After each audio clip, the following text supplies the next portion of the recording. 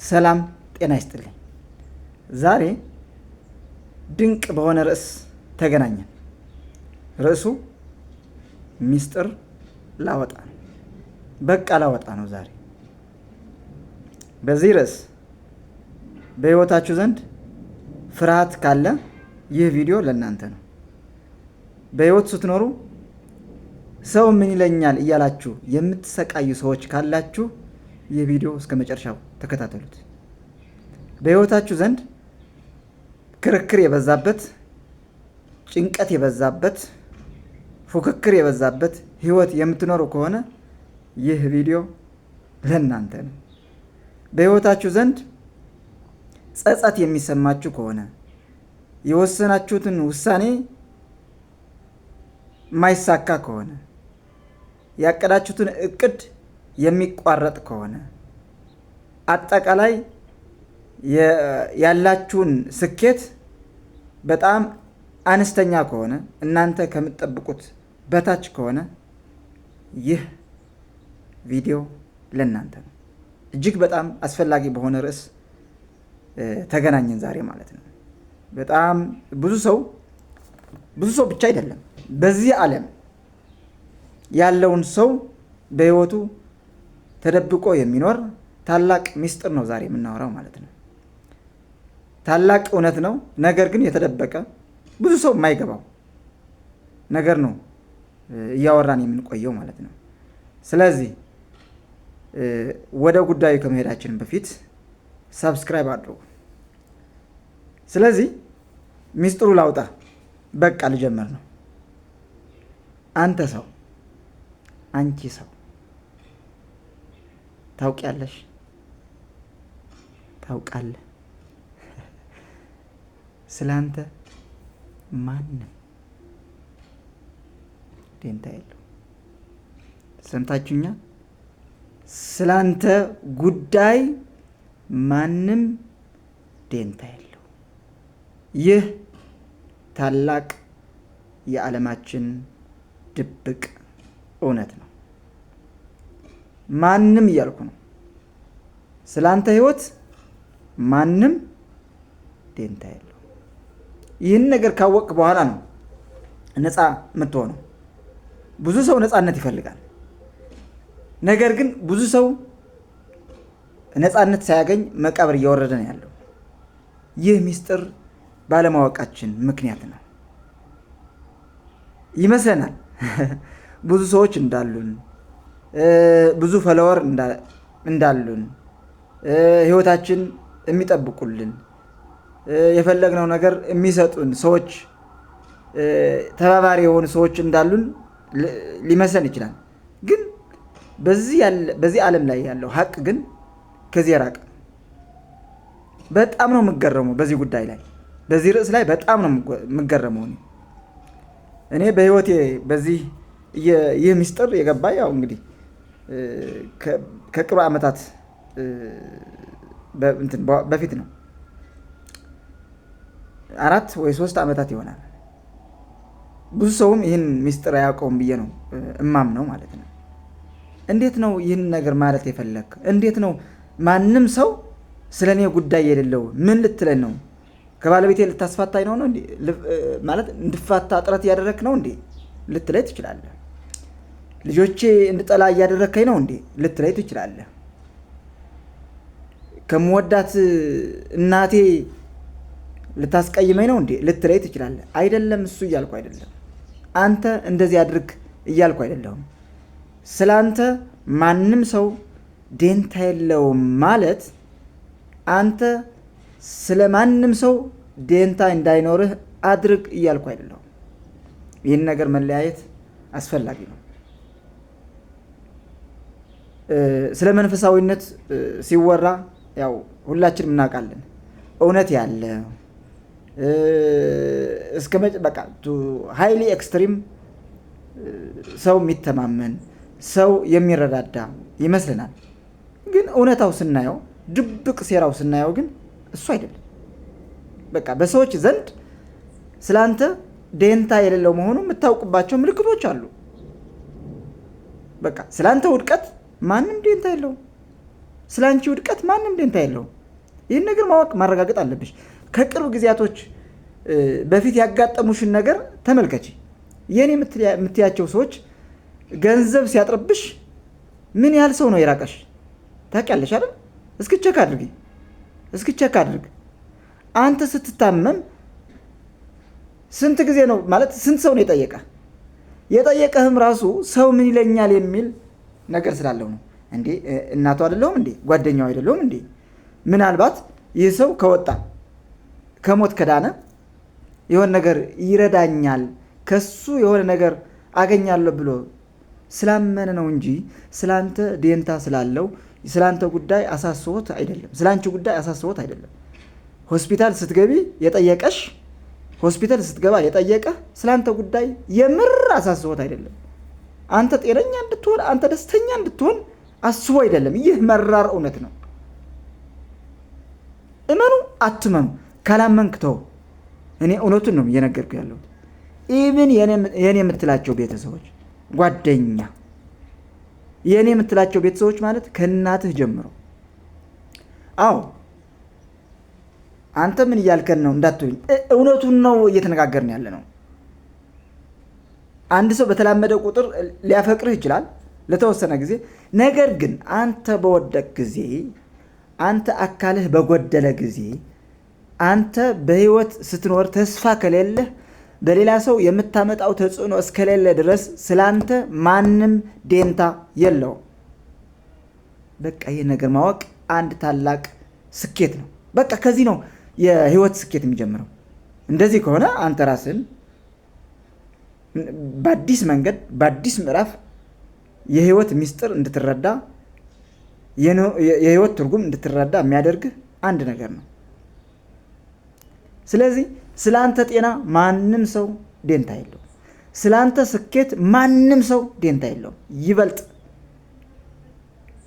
ከቻለ ያንተ ስኬት መንጠቅ ይፈልጋል። ኢቭን ጓደኛ፣ ኢቭን ያንተ ቤተሰብ። እኔ እንደዚህ ስል እኔ ብፁዕ ሁኜ አይደለም። አንተም ራስህ ለነዛ ሰዎች እንደዚህ እየሆንክ እንደሆነ መረዳት ትችላለህ። ሌሎች ሰዎች አይደለም አንተ የምትሰማ ሰው ብቻ ብፁዕ አድርጌ ሌሎች ሰዎች ስላንተ ደንታ የላቸውም እያልኩ አይደለም። አንተም ለነሱም እንደዛ ነህ። ቼክ አድርግ። ማንም ሰው እንዲበልጥህ አትፈልግም። በዛ ልክ ማንም ሰው ከሱ በላይ እንድትሆን ማንም አይፈልግም። ጓደኛም፣ ሚስትህም፣ ልጆችም፣ እናትህም በቃ ይሁን እሱ ከኔ በላይ ይሁን፣ ምናልባት ከሱ ማገኘው ነገር እስካለ ድረስ ብሎ ነው እንጂ አንተ ከማንም ሰው እንድትበልጥ አይፈልግም።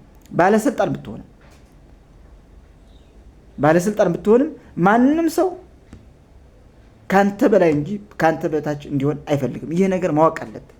አሁን በዚህ ሰዓት ጠቅላይ ሚኒስትር ያለው ይሁን ካንተ በታች ያለ ሰዎች ያው እስካለ ድረስ ጊዜው ካንተ በታች እስካደረጋቸው ድረስ እንጂ ጊዜ ቢያገኙ እድል ቢያገኙ ካንተ በላይ የሆነ ነገር አንተ የሆነ ነገር አድርገው ካንተ በላይ መሆን የሚፈልጉበት ነገር እንዳለ ማወቅ መቻል ትልቅ ጥበብ ነው። የሆነ ድርጅት ኃላፊ ብትሆን ካንተ በታች ያሉ ሰዎች እሺ የሚሉህ እሺ እያሉ የሚታዘዙልህ ወደው ፈቅደው አይደለም። ያው በቃ አንዴ በአንተ ታስረዋል፣ አንዴ በአንተ እንዲታዘዙ የስራ ድርሻቸው እዛ ውስጥ አስቀምጧቸዋል እና ያው እሺ ሊሉ ይችላሉ። የሆነ ጊዜ እድል ቢያገኙ ግን በአንተ መመራት አይፈልጉም። ማንም ሰው በአንተ እንዲመራ አይፈልግም። አንተ በማንም ሰው መመራት እንደማትፈልገው ሁሉ ማንም ሰው በአንተ መመራት አይፈልግም። ቅድም ያልኩት አንተ በድህነት ውስጥ ብትገባ ስላንተ ማንም ሰው ደንታ የለውም። ለተወሰነ ጊዜ ሊረዳህ ይችላል። ለተወሰነ ጊዜ ገንዘብ ሊጥልልህ ይችላል። ነገር ግን በቀጣይነት ስላንተ ማንም አያሳስበው። ጎዳና ብትወጣ ሰው ምን ይለኛል፣ የማን ቤተሰብ ነው እንዳይባል ሰው ምን ይለኛል የሚል ስጋት ስላለው እንጂ ያንተ ጤና፣ ያንተ ጎዳና መውደቅ፣ ያንተ ስቃይ ማንም ሰው አሳስቦት አይደለም። በቃ ይህን ነገር ማወቅ አንድ የስኬት እርምጃ ነው። ቼክ ማድረግ ትችላለህ።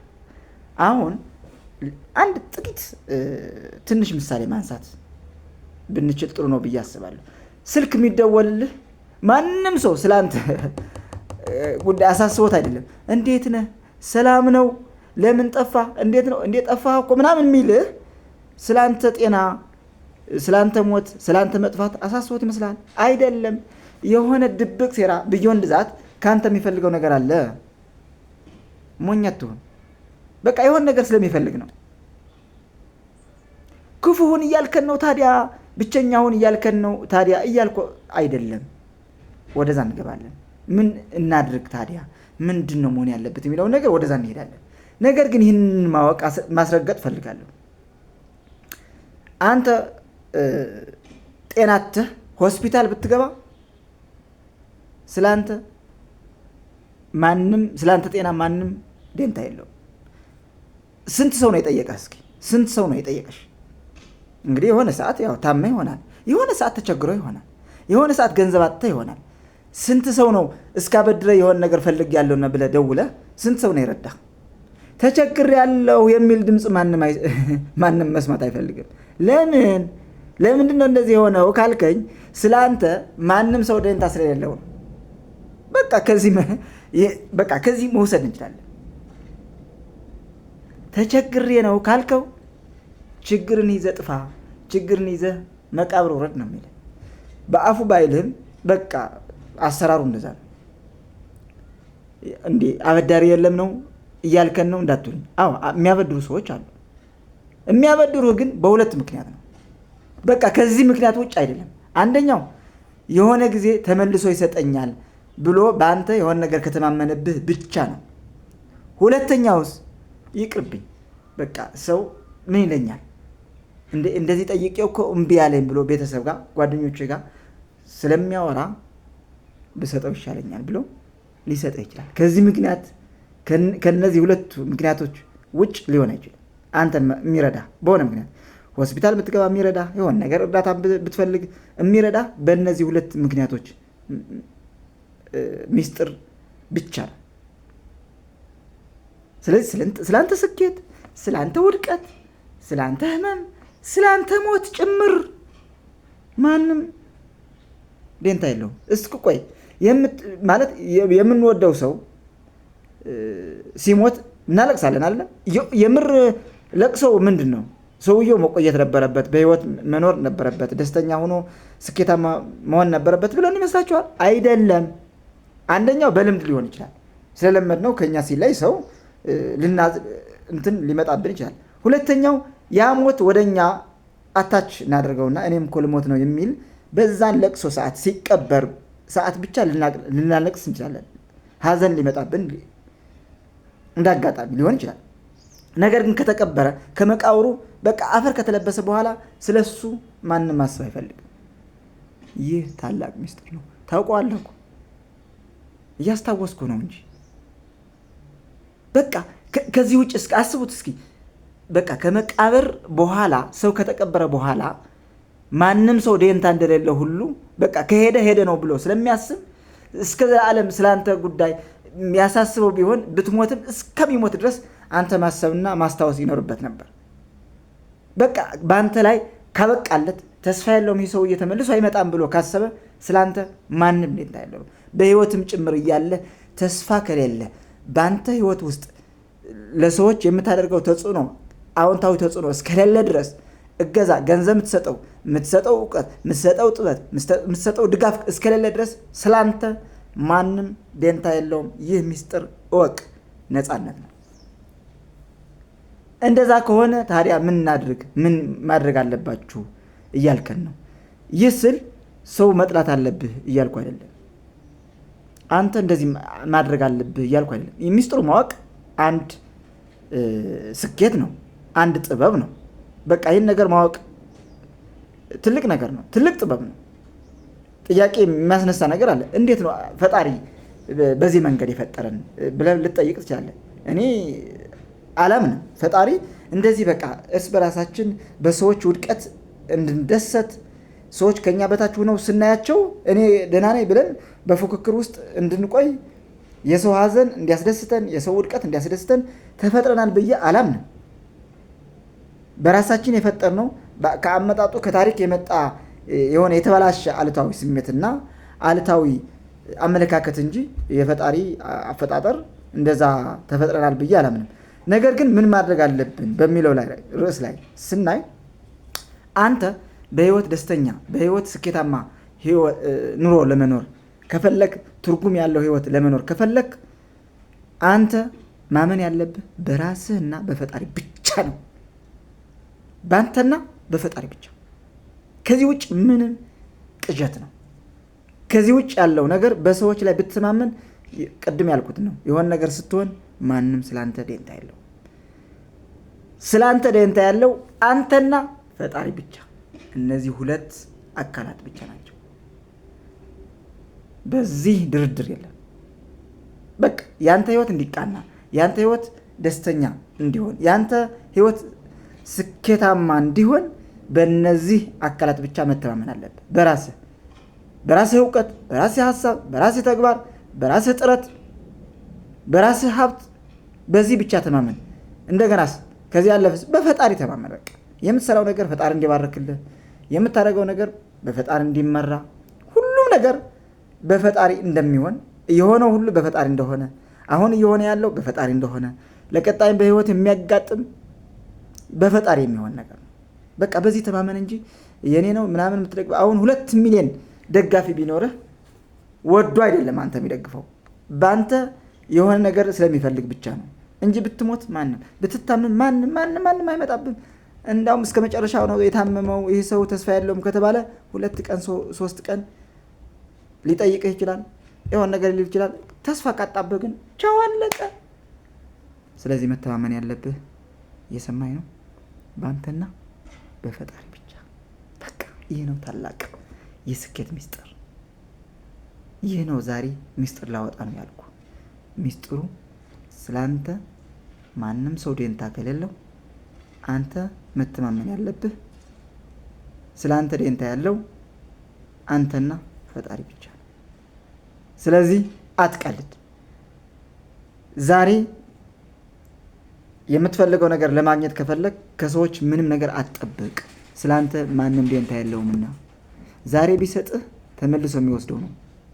ስለዚህ ትንሽ ነገር ጀምር።